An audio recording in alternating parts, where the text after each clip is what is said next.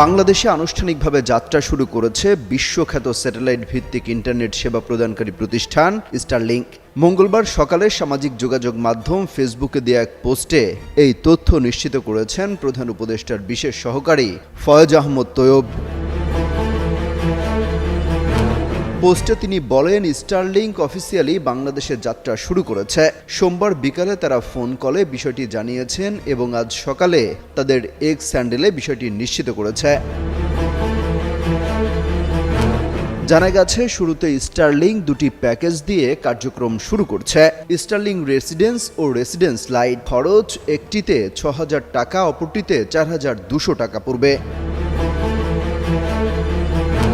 তবে সেটআপ যন্ত্রপাতির জন্য ৪৭,০০০ টাকা এককালীন খরচ হবে বলেও জানায় ফয়েজ আহমদ। তিনি বলেন, এখানে কোনো স্পিড বা ডাটা লিমিট নেই। ব্যক্তি ৩০০ MBPS পর্যন্ত গতির আনলিমিটেড ডেটা ব্যবহার করতে পারবে। বাংলাদেশের গ্রাহকরা এখন থেকেই অর্ডার করতে পারবেন জানিয়ে তিনি বলেন, এর মাধ্যমে ৯০ দিনের মধ্যে যাত্রা শুরুতে প্রধান উপদেষ্টার প্রত্যাশাটি বাস্তবায়িত হলো। প্রধান উপদেষ্টা সংশ্লিষ্ট সবাইকে ধন্যবাদ জানিয়েছেন। ফয়েজ আহমেদ বলেন, খরচে হলেও এর মাধ্যমে প্রিমিয়াম গ্রাহকদের জন্য উচ্চ মান এবং উচ্চগতির ইন্টারনেট সেবা প্রাপ্তির টেকসই বিকল্প তৈরি হয়েছে।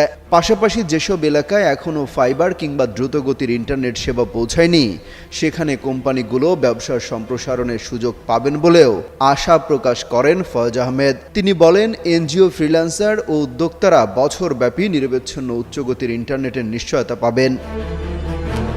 অমিত হাসান রবিন, যুগান্তর নিউজ।